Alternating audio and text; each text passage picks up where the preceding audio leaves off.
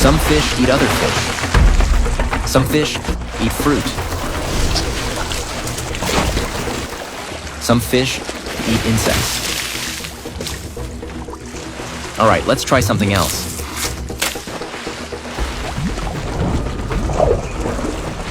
And these fish, their food comes from the air. That's right, dragonflies. In a crowded pond, they never miss an opportunity to get food. Even more terrifying is this one, the African tigerfish.